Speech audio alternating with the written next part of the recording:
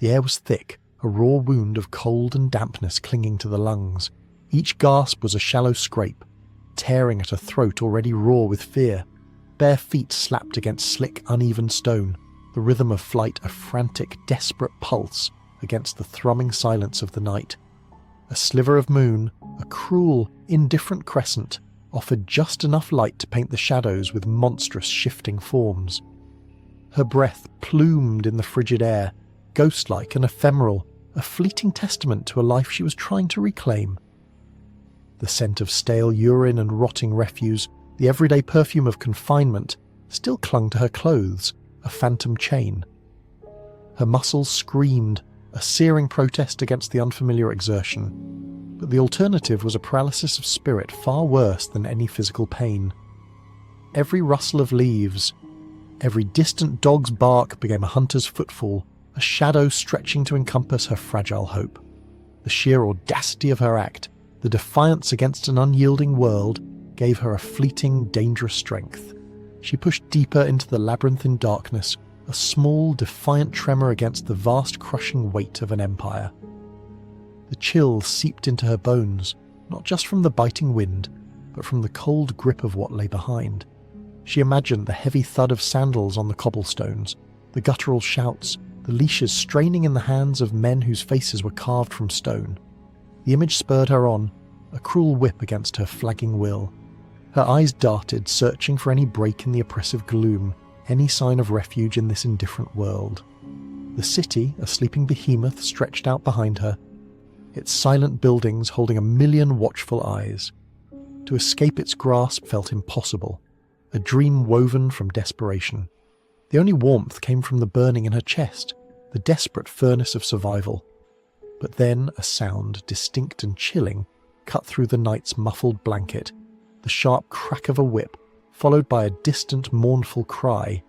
It wasn't for her, not yet, but it was a stark reminder, a cold hand closing around her fleeting breath of freedom. The ground gave way beneath her, a sudden, jarring stumble, and for a moment the world tilted, a dizzying spiral into inevitable capture. If you enjoy these dark histories, leave a like and subscribe. Comment below where you're listening from. I'm genuinely curious to know where these stories reach.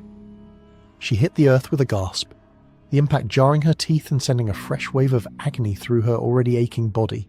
For a split second, the world was a confused blur of pain and panic. Her hands scrabbled, finding purchase on rough earth and tangled roots, pushing herself up with a desperate urgency. The crack of the whip echoed again, closer this time, a cold, sharp sound that sliced through the night. The scent of wet earth and ancient stone filled her nostrils, grounding her momentarily in the brutal reality of her situation. This wasn't merely a flight for survival.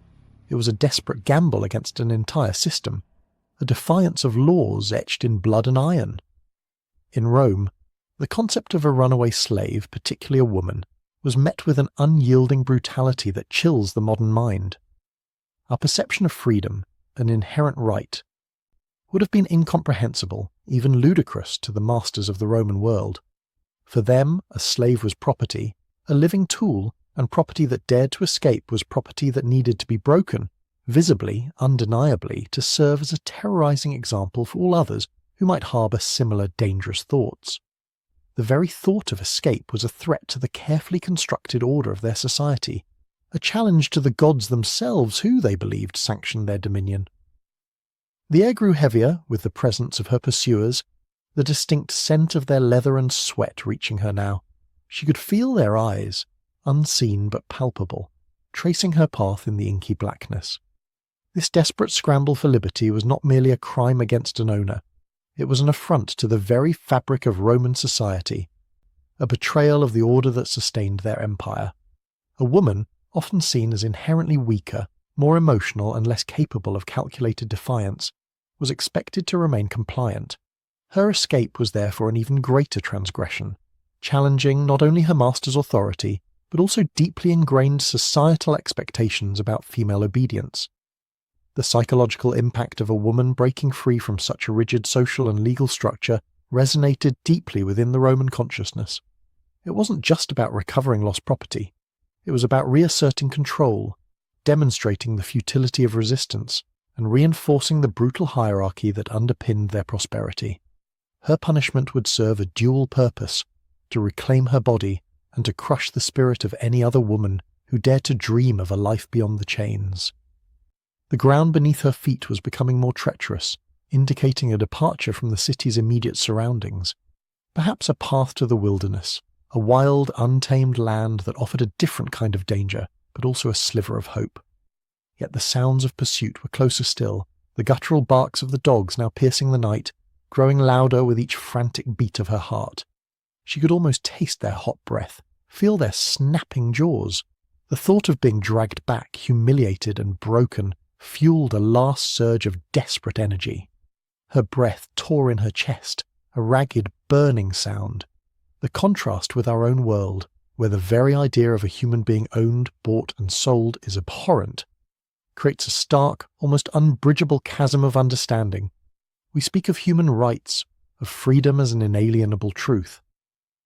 But in ancient Rome, such concepts were luxuries reserved for a select few, and for the enslaved, the world was a cage with invisible yet unbreakable bars. The fear she felt was a primal terror, stripped of any societal cushioning, a raw, visceral understanding of what it meant to be utterly devoid of agency. The shadows ahead began to thin, hinting at the approach of dawn, a faint metallic grey bleeding into the eastern sky. This was both a blessing and a curse. Light offered visibility, but also exposure. Her escape had been under the cloak of darkness, a silent plea to the night. Now the encroaching day threatened to reveal her, stark against the emerging landscape. The sheer scale of Roman slavery is difficult to grasp. Millions of people captured in war, born into bondage or sold for debt, formed the backbone of an empire.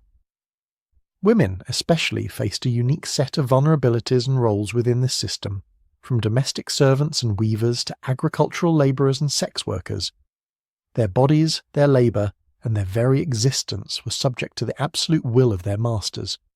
This pervasive system meant that escape for any slave was an act of profound courage and desperate futility.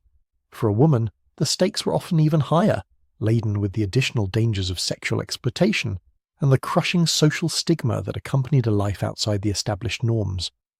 The scent of pine and damp earth grew stronger, a fleeting comfort amidst the growing dread. A sudden glint of metal, a fleeting shimmer in the pre-dawn gloom caught her eye. Not the city's edge, but a patrol perhaps. Her heart hammered against her ribs. A wild bird trapped in a cage. She plunged sideways into a dense thicket of thorns and clinging vines, tearing at her skin, but offering a momentary screen. The sharp sting of the thorns was a welcome pain, a distraction from the larger terror. She pressed herself against the cold, rough bark of a tree, holding her breath, listening to the world outside her thorny prison. The barks of the dogs were now very close, followed by the heavy thud of men's boots. She could hear their frustrated grunts, their low, guttural curses. The air crackled with their impatience, their relentless determination to reclaim what was theirs. The silence that followed, after a moment of intense scrutiny, was almost worse than the noise, an agonizing stretch of uncertainty. She imagined their calculating eyes scanning the shadows, missing nothing. It was a cruel game of hide and seek, with her freedom, her very life, as the ultimate prize. The chill of the pre-dawn air intensified, a shiver running through her, not entirely from the cold. The scent of the hunting dogs, sharp and musky, was now overwhelming, an invisible noose tightening around her. She closed her eyes for a moment, pressing her face into the rough bark, trying to conjure an image of a world beyond this, a place where the sun shone without the threat of a master's shadow. The mental contrast with our contemporary lives, where even the most disadvantaged among us possess a basic autonomy and expectation of legal protection, highlights the utter desolation of her existence. Her body was not her own. Her will, her hopes, her dreams were considered mere delusions. This was the fundamental truth of Roman slavery, a person reduced to an object, a vessel for another's desires. The silence of the pursuers broke, a sudden triumphant shout echoing through the trees, followed by the crashing of bodies through the undergrowth. Her heart leaped, a frantic, futile beat against the inevitable. The thorns, her fleeting shield, were no match for their brute force. The game was over. A rough hand seized her arm, yanking her from the thicket with brutal force. The thorns tore at her skin, but the pain was distant, secondary to the crushing weight of defeat. She stumbled, falling to her knees in the damp earth, the chill seeping into her joints. Above her, silhouetted against the nascent grey of dawn, stood two figures, their faces grim, their eyes hard and devoid of pity. The dogs, panting heavily, circled her, their low growls a guttural song of triumph. This was the moment the fragile illusion of freedom shattered, dissolving into the harsh reality of capture. The scent of their unwashed bodies, mixed with the metallic tang of fear, filled her senses. She didn't fight, not anymore. The fight had left her body, leaving only a hollow ache where hope had briefly resided. They dragged her up roughly, the calloused hands burning against her skin. The future stretched before her, a dark, featureless expanse of renewed servitude, but with a terrifying addition, the certainty of retribution.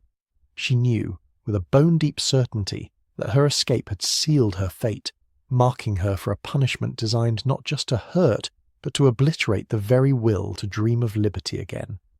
Her eyes, wide and unblinking, fixed on the distant outline of the city, its familiar structures now looming like a monstrous, inescapable prison. Each step back towards it was a descent into a deeper despair.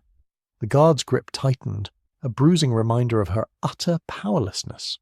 The concept of justice, as we understand it, was entirely absent from her reality.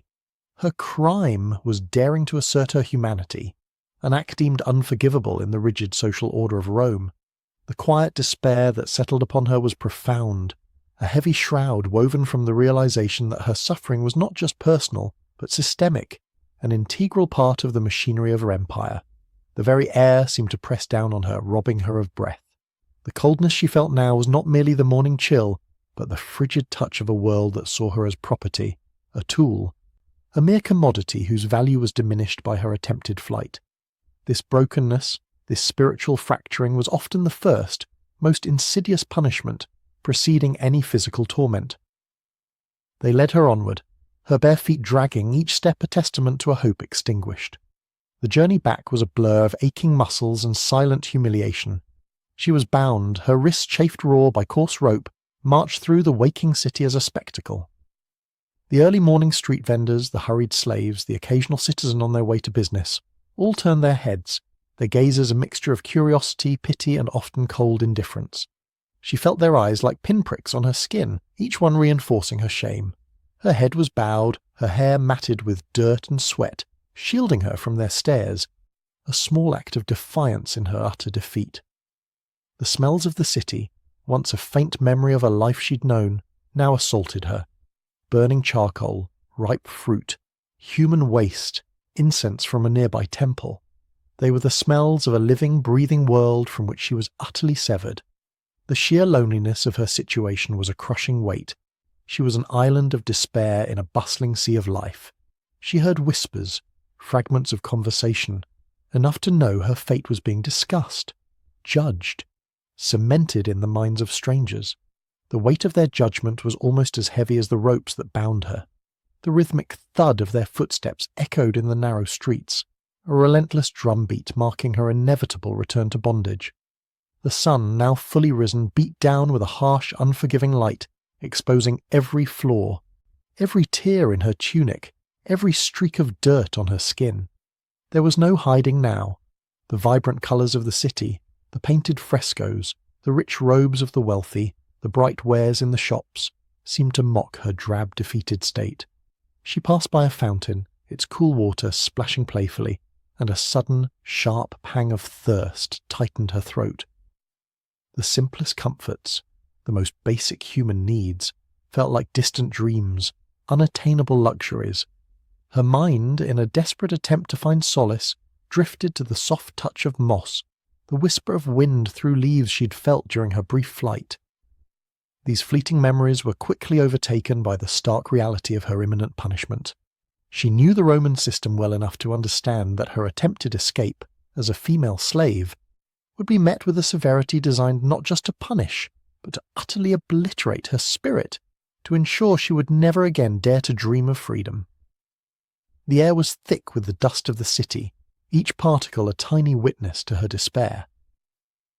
They led her not to her old master's house, but to a public square where a crowd was already gathering, drawn by the commotion. A makeshift platform, crudely constructed, stood in the centre, stark and ominous. Her heart seized in her chest. This was not merely a return, this was a spectacle, a public lesson. The first brutal punishment awaited her, public humiliation and branding. The crowd's murmur rose and fell, a restless, curious beast. Some faces were grim, others merely indifferent. A few held a flicker of grim satisfaction. To be stripped of one's dignity, to be made an object of scorn and warning, was a profound act of dehumanization. It was a calculated assault not just on the body, but on the very soul. The sunlight, once a symbol of revealing truth, now felt like a spotlight, magnifying her shame. The air tasted metallic, a premonition of pain. This wasn't merely a consequence for a misdeed, it was an act designed to sever her entirely from her past self, to reforge her identity as a broken, branded thing, forever marked by her transgression. The scent of sweat and fear mingled with the dusty air. The rough hands of the guards pushed her onto the platform. The wooden planks beneath her bare feet were splintered and unyielding, cold to the touch. A hushed silence fell over the crowd, a momentary intake of breath before the inevitable. She heard the clink of metal, the hiss of a brazier. Her eyes, wide with terror, saw the glowing iron, its tip a fiery orange against the pale morning sky. The heat radiated outwards, a chilling premonition. This act of branding, a permanent disfigurement, served multiple purposes in the Roman world. It was a clear marker for other slave owners, identifying a runaway instantly. But more profoundly, it was a symbolic act of ownership, an inscription of power onto her flesh. It stripped away any remaining pretense of individuality, reducing her to a piece of property indelibly marked. The shame of it would be a constant companion, a burning reminder visible to all who saw her.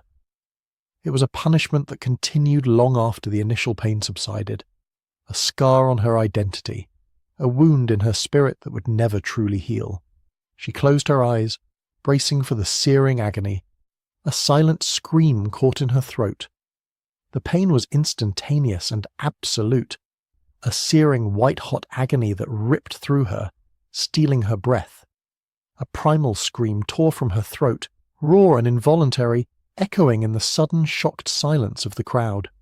The smell of burning flesh, acrid and sickening, filled the air. Her body convulsed, a desperate animalistic struggle against the restraints that held her fast. Tears streamed down her face, not just from the excruciating physical pain, but from the profound violation, the absolute annihilation of herself. The brand, a single letter perhaps, or a symbol, was burned deep into her skin, a permanent declaration of her status as a runaway, a defiant mark etched in suffering. This was a visible, inescapable tether to her past transgression, a constant reminder of the futility of resistance. The searing heat lingered, a phantom limb of agony, long after the iron was removed. Her muscles trembled, her vision swam, and the world seemed to shrink to this single point of unbearable torment. This was the first lesson in the harsh curriculum of Roman punishment, that freedom was not merely denied, but physically scourged from the very flesh of those who dared to seek it. As the initial shock of the branding subsided, a deep hollow ache settled in its place, a throbbing pulse of despair. The crowd, now buzzing with renewed chatter, began to disperse, the spectacle concluded. For them, it was a momentary diversion, a cautionary tale. For her, it was a new beginning in a life defined by pain. They unbound her, and she collapsed, weak-kneed, the burning mark on her skin, a heavy, constant weight. The guards, their faces impassive, roughly pulled her to her feet. The public spectacle of her humiliation was over, but the punishment was far from concluded. This visible scar, forever marking her as fugitiva, a runaway, would follow her, a silent pronouncement of her shame to every stranger she encountered. It meant worse treatment, more suspicion, and often the most arduous tasks. The very air around her felt different now, imbued with the bitter taste of public degradation. She was not just a slave, but a marked slave, a living billboard of an empire's power. The sun, once a harbinger of hope, now felt like a searing eye, casting judgment on her branded skin. From the public square she was not returned to her previous home. Instead, she was taken to a grim, foreboding compound on the outskirts of the city. This was a new level of servitude, a deeper descent into the hell of Roman punishment. Forced labour in the worst conditions. The gates were heavy, iron-bound, clanging shut behind her with a sound of finality that echoed in her soul. Inside, the air was thick with the smells of sweat, dust, and human suffering. This was a mill, a place where grain was ground day and night, powered by the sheer, unyielding force of enslaved bodies. The rhythmic groan of the heavy millstones, the shuffle of feet, the low, monotonous chants of the workers, it was a symphony of despair. Her eyes scanned the faces of the other women, hollowed by exhaustion, etched with a resignation that chilled her to the bone. Here the work was relentless, the supervision brutal, and the hope of escape even more remote. The brand on her skin felt like a personal condemnation in this place, a scarlet letter confirming her unreliability. Her hands, already raw from her flight, would soon be blistered and calloused from the rough handles of the mill. The weight of the millstones, the constant, arduous turning, would break her body faster than any whip. Food would be sparse, sleep a fleeting luxury, and rest a distant dream.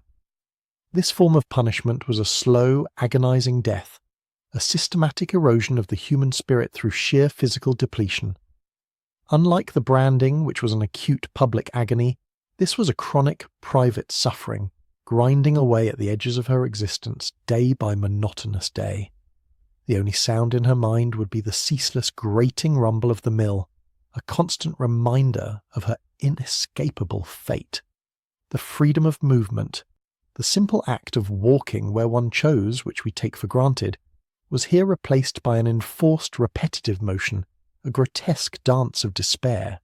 Her muscles, already protesting from the journey, quivered at the thought of the endless labour.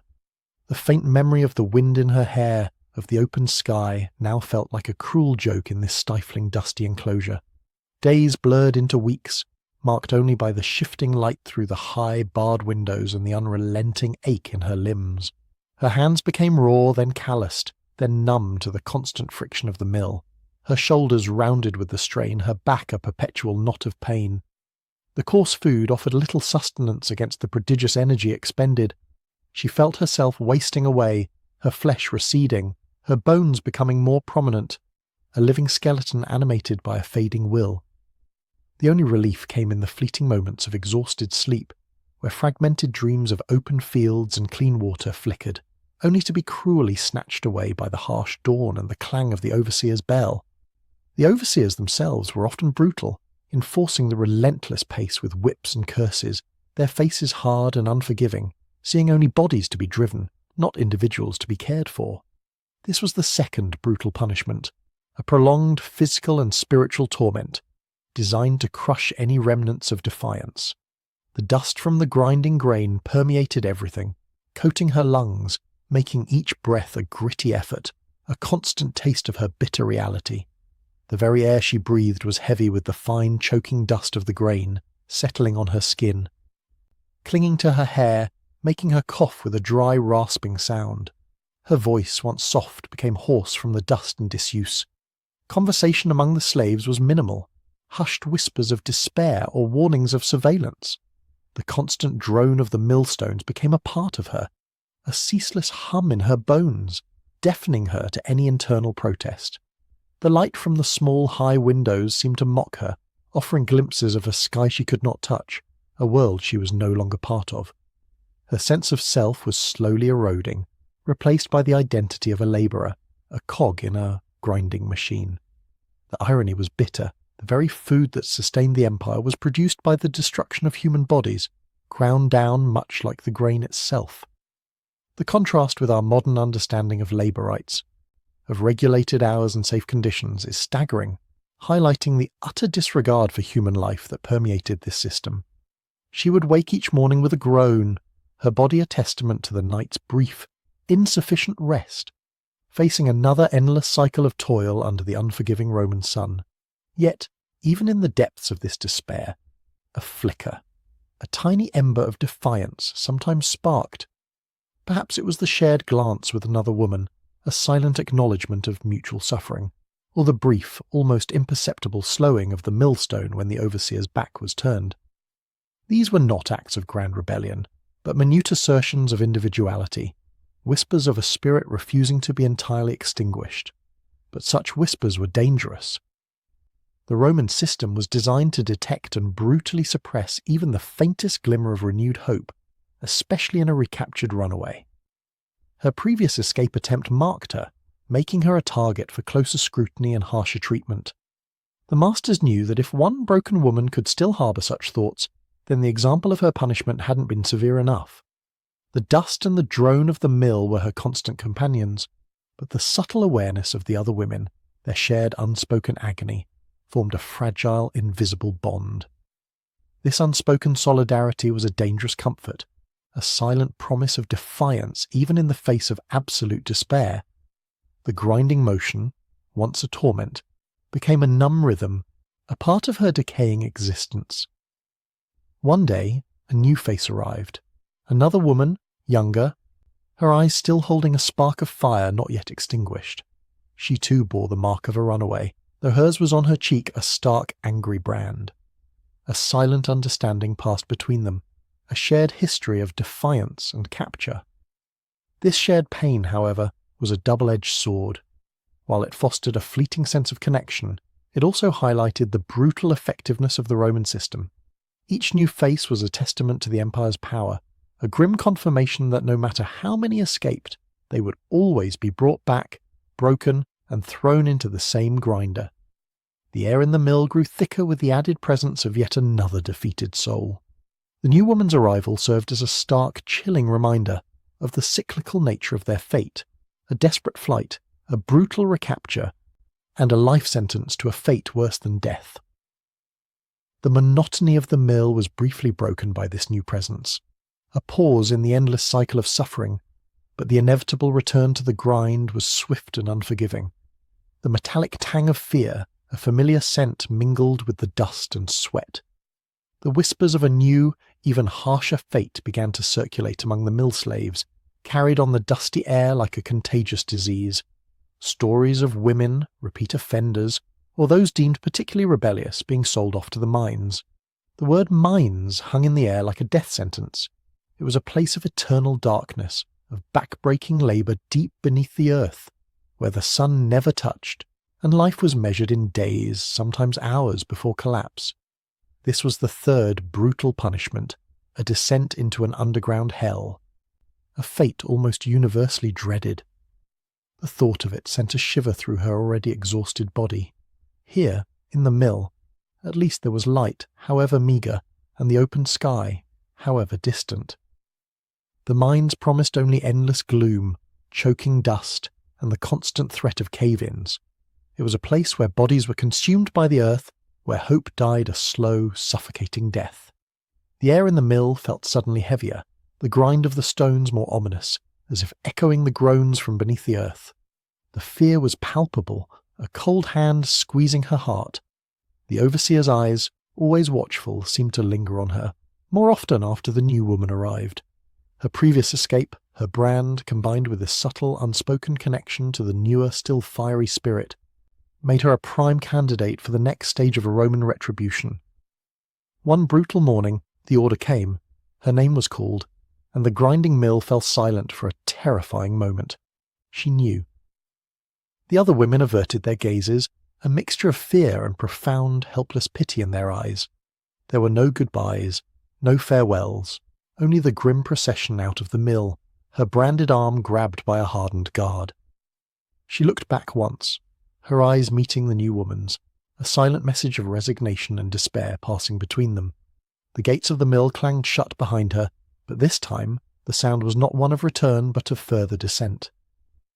She was being sent to a deeper, darker oblivion, a place where the sun was merely a memory, and the earth itself became a tomb.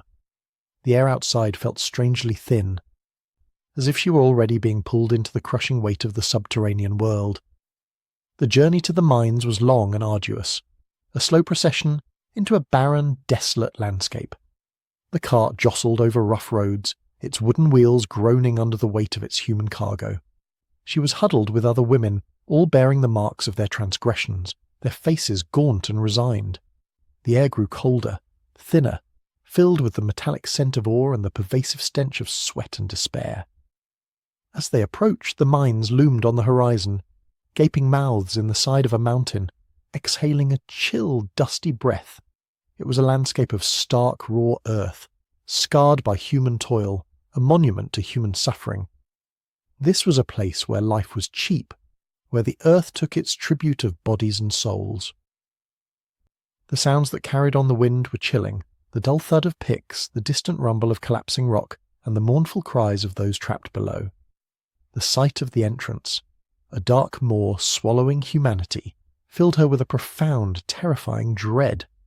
This was the Empire's ultimate solution for the intractable, for those who dared to defy its absolute power, bury them alive in the service of its insatiable needs. As they drew closer, the scale of the operation became terrifyingly clear. Hundreds of figures, like ants, moved across the scarred landscape, dragging baskets of rock, their bodies bent and broken. The air was thick with dust, coating everything in a fine grey film. The guards here were even more brutal, their faces hardened by the constant proximity to death and despair, their whips never idle. The very light of the sun seemed to dim as they approached the mine entrance, swallowed by the shadow of the mountains. Inside, she knew, lay eternal twilight, the constant threat of suffocation and the gnawing fear of collapse. The thought of never seeing the sun again, of spending her remaining days in the cold, damp darkness, was a torment more profound than any physical pain. This was a punishment designed not just to exploit labour, but to utterly extinguish hope, to remove the fugitiva from the light of the living world. The metallic taste of fear was strong in her mouth, a grim companion on this final descent into the earth's unforgiving embrace. Inside the mine, the darkness was absolute, a heavy, suffocating blanket that pressed in on all sides. The only illumination came from flickering oil lamps casting grotesque, dancing shadows that made the cramped tunnels seem to writhe. The air was thick with the smell of damp earth, sweat, and human waste, each breath a struggle against the oppressive dust. The sounds were horrifying, the incessant clang of picks against rock, the scraping of shovels, the low groans of men and women, and the unsettling creak of timbers barely holding back the mountain. She was given a heavy pickaxe, its handle rough against her already raw hands, and pushed into a narrow vein. Her body, already weakened by the mill, protested instantly. Each swing of the pick sent shockwaves of pain through her arms and shoulders, the rock stubbornly resisting her efforts. This was not work. It was a slow, deliberate form of self-annihilation, chipping away at the earth and at her own life force. The concept of freedom, once a burning ember, was now a distant mocking echo in the cold, unyielding darkness. The damp chill of the mine seeped into her bones, a constant, pervasive cold that no amount of exertion could banish. Water trickled down the rough-hewn walls, forming muddy puddles underfoot, making the footing treacherous. The overseers, shadowy figures in the dim light, moved with a predatory grace, their whips cracking frequently, urging on the flagging workers. There was no respite, no moment of peace. The shifts were endless, blurring into an indistinguishable cycle of labour and exhaustion. Her back ached, her lungs burned, and her hands were a mess of blisters and torn skin. She longed for the simple ache of the mill, for the distant glimpse of the sky. Here, trapped beneath the earth, even memory felt like a betrayal. The only thing that mattered was the next swing of the pick, the next basket of ore, the next breath. This was a place where human dignity was stripped away piece by piece, where bodies were treated as disposable tools, to be used until they broke and then discarded. The constant looming threat of a cave-in, a sudden tremor in the earth, was a silent, ever-present fear, adding another layer to the profound dread. Days turned into an indistinguishable hell of darkness and toil. Her eyesight began to suffer, eyes straining against the perpetual gloom, seeing only shifting shadows and the dull gleam of the rock.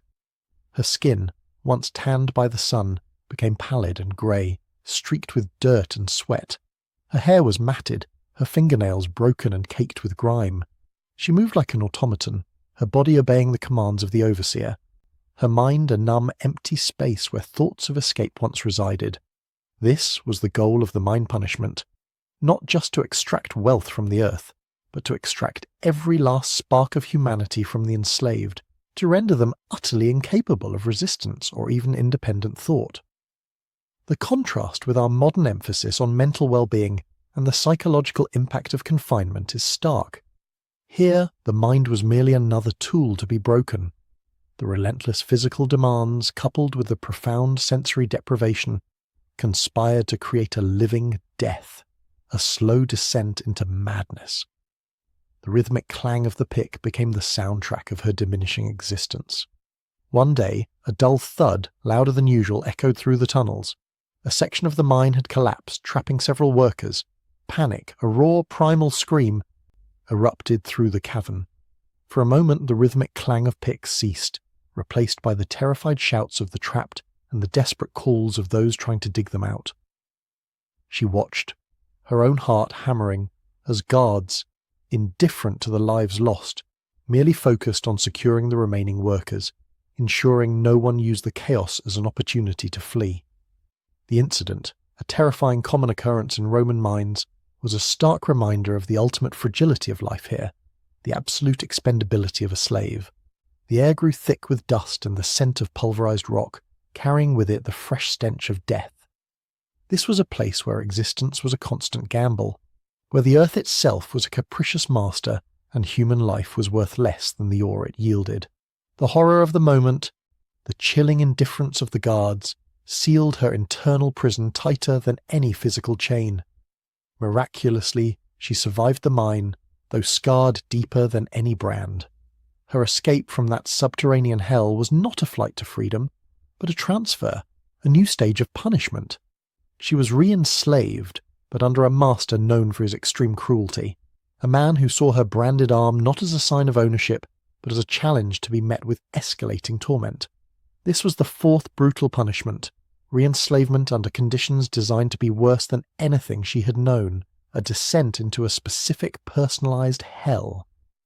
Her new home was a sprawling, neglected villa, its grandeur faded, its air thick with an unspoken menace. The master, a corpulent man with eyes like chips of flint, took a perverse pleasure in breaking spirits. He was particularly harsh with women who had shown any form of defiance, seeing their resistance as a personal affront. The other slaves in the villa, their eyes downcast, their movements furtive, gave her a silent warning. The air in this place hummed with suppressed violence, a constant tension that tightened her chest. Her brand, once a mark of public humiliation, now felt like a target, drawing the master's cruel gaze. Here, the constant physical toil of the mill and mine was replaced by a more insidious form of suffering, psychological torment, constant surveillance, and arbitrary, unpredictable cruelty. Her duties were varied and endless, from grinding grain to carrying heavy amphorae to personal service for the master, all performed under the constant threat of a capricious wrath. The lash was never far, but often. The most painful punishments were the psychological ones: public shaming, starvation, or the threat of harming other slaves if she failed to comply. She learned to anticipate his moods, to become invisible, to stifle any flicker of emotion that might draw his attention. This was a world stripped of any predictability, a terrifying dance on the edge of a precipice. The casual, almost routine nature of the cruelty was what truly shattered her. It wasn't born of passion, but of cold, calculating power. This new reality was a profound contrast to the physical hell of the mines, a different kind of darkness, a creeping dread that permeated every waking moment, every furtive glance. She was not merely a slave, she was a plaything for a cruel man's amusement, her spirit his new conquest. The fear became a constant companion, a cold knot in her stomach that never truly loosened. Each sunrise brought not the promise of a new day, but the dread of another cycle of torment. Her body, already broken, found new ways to ache, her spirit new depths of despair. The other slaves in the villa, once a source of potential solidarity, were now largely focused on their own survival, wary of each other, careful not to attract the master's ire by associating with a marked fugitiva. This isolation was another layer of punishment, severing her from any sense of community. She ate her meagre meals in silence, her eyes downcast, the food tasteless in her mouth. Sleep was fitful, haunted by nightmares of whips and darkness. This was a life defined by negation. No hope, no joy, no respite, only the stark, brutal reality of her servitude, the casual violence she witnessed. The screams of others served as a constant reminder of her precarious position, her utter lack of protection. The psychological toll was immense, eroding her sense of self, leaving behind a hollow shell of her former being. The very air of the villa felt heavy, saturated with unspoken suffering. One evening, a younger house slave, a mere girl, made a small mistake, spilling a drink. The master's reaction was swift and terrifyingly disproportionate. He ordered her flogged, and worse, ordered the other female slaves, including our protagonist, to witness it, to stand by and watch as the whip cut into the girl's delicate skin. The sounds of the girl's cries, the sickening thud of the lash, ripped through the silent villa, a testament to the master's absolute power. This was a deliberate act of terror, designed to reinforce the futility of resistance and to break the spirits of all who witnessed it. Our protagonist stood, her body rigid, her mind screaming, forced to internalize the horror, knowing that any flicker of defiance on her part would lead to the same fate, or worse. The casual cruelty of the scene, the sheer disregard for human pain, was a chilling reflection of the dark heart of Roman slavery. The air was thick with the girl's anguish, a sound that would haunt her long after the whipping ceased, embedding itself in the deepest corners of her memory. The brutal reality of her situation, the inescapable nature of her fate, began to harden her. The initial despair gave way to a cold, burning resentment, a desperate, silent rage that smouldered deep within her. She moved through the villa like a phantom, her face an unreadable mask, her eyes holding a dangerous, defiant glint that no one seemed to notice. This internal shift, this refusal to be utterly broken, was a dangerous development in a world that demanded absolute submission. It was a silent act of rebellion, a refusal to grant her tormentors the satisfaction of her complete capitulation. But such inner defiance, if detected, would be met with the ultimate final punishment. She heard the whispers of a final fate reserved for the truly intractable, the arena or public execution. This was the fifth and most brutal punishment, a public spectacle designed to provide entertainment alongside a stark, terrifying warning. The thought sent a cold dread through her, yet also a strange, dangerous sense of resolve. If she was to die, it would be on her own terms, in her own defiance.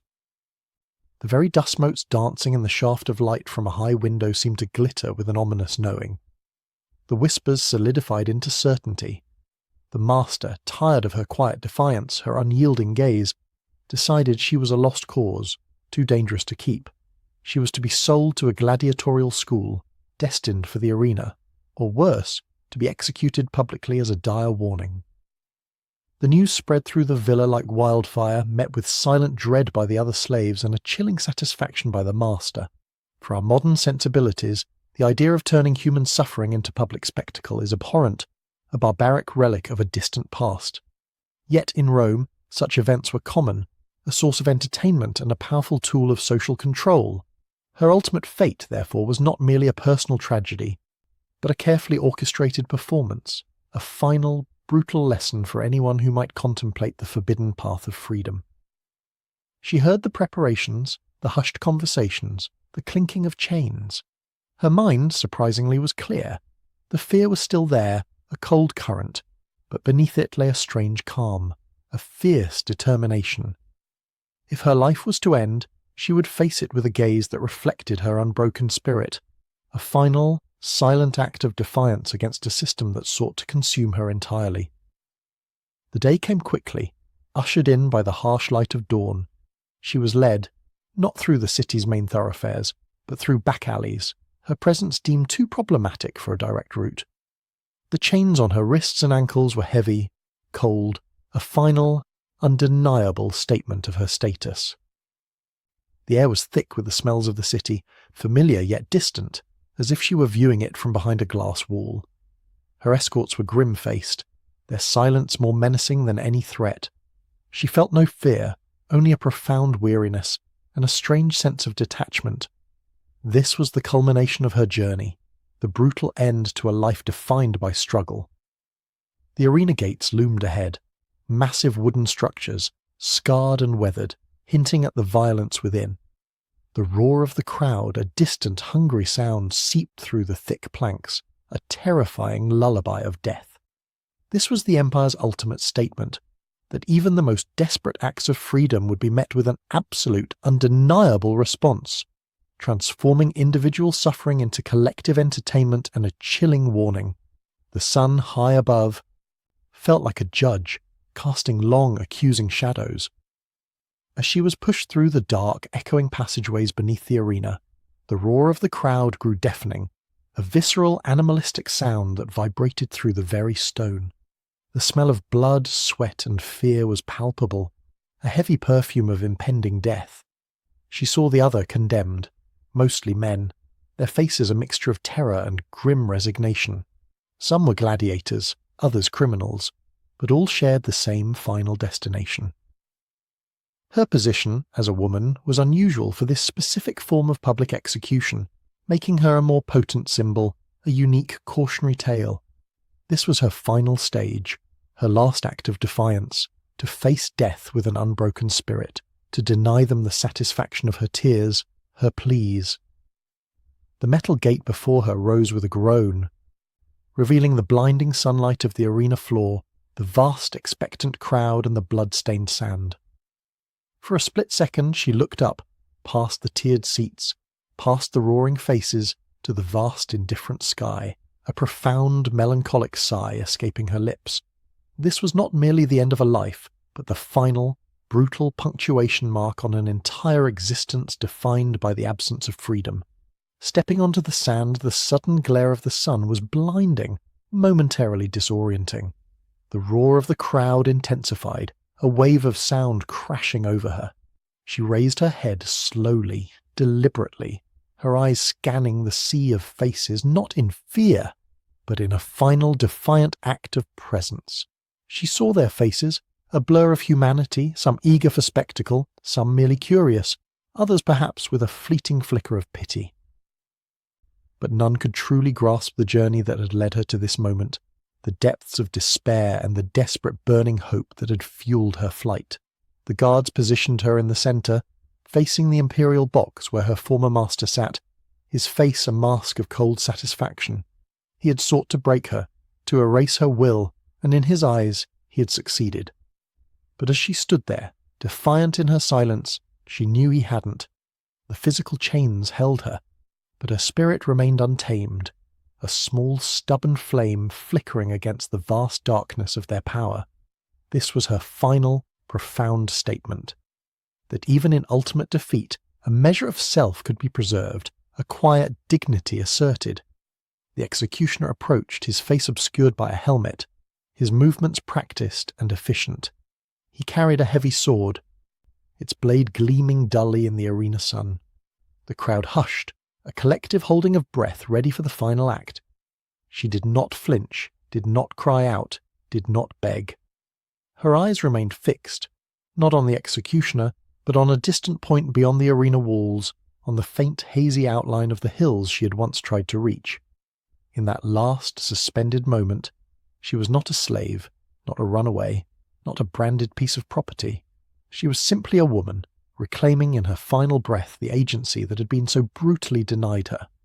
The sound of the sword was swift, a clean, sharp hiss through the air, followed by a collective gasp from the crowd.